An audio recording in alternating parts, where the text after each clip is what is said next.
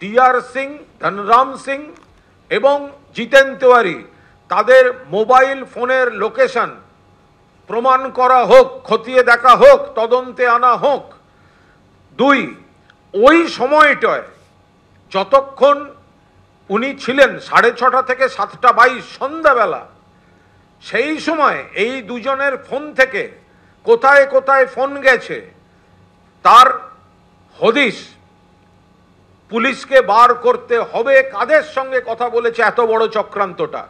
আমাদের স্পষ্ট অভিযোগ যে এই ধনরাম সিং বিজেপির সঙ্গে হাত মিলিয়ে তৃণমূলের যারা কর্মী, বুথ নেতা, সাংগঠনিক নেতা, ভূপতিনগর আরো কয়েক জায়গায় বিপুল অর্থের বিনিময়ে, আমরা এনআইএ সব অফিসারকে দোষী বলছি না, কিন্তু এর মতো ধনরাম সিং এর মতো অফিসাররা তারা বিজেপির কাছ থেকে সাদা প্যাকেটে কি নিয়ে তারা তৃণমূলের কর্মীদের, অর্থাৎ এই যে এখন বলা হচ্ছে এনআইএ তল্লাশিতে যাচ্ছে, এনআইএ ধরে আনতে গেল, জনবিস্ফোরণে এনআইএর উপর হামলা।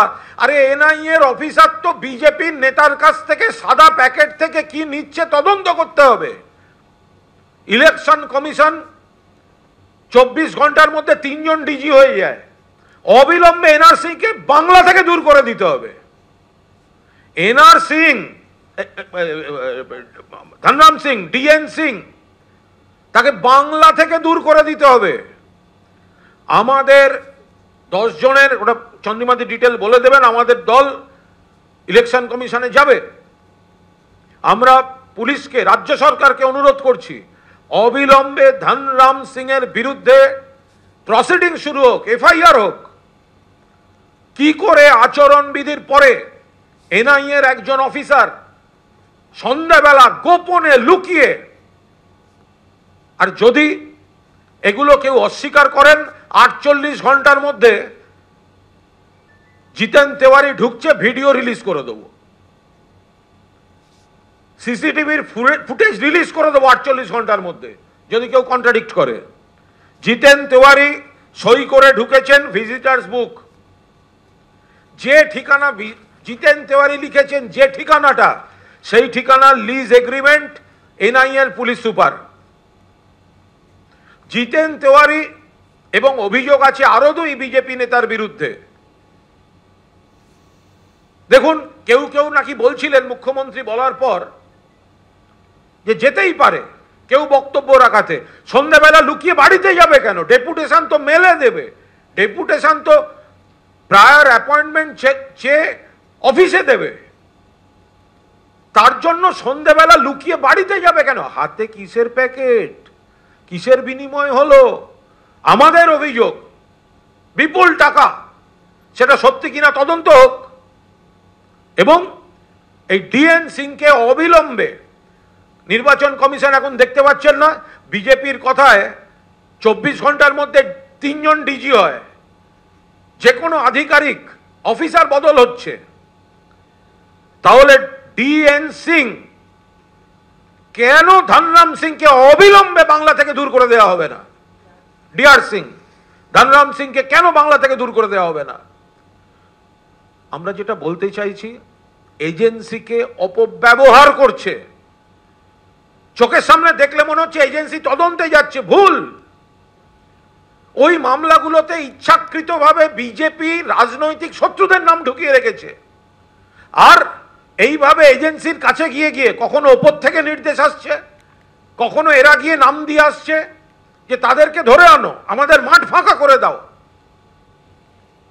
ফলে আমরা এর অবিলম্বে রাজ্য সরকার ধনরাম সিং, ডিআর সিং এর বিরুদ্ধে এফআইআর লঞ্চ করুক, তদন্ত হোক।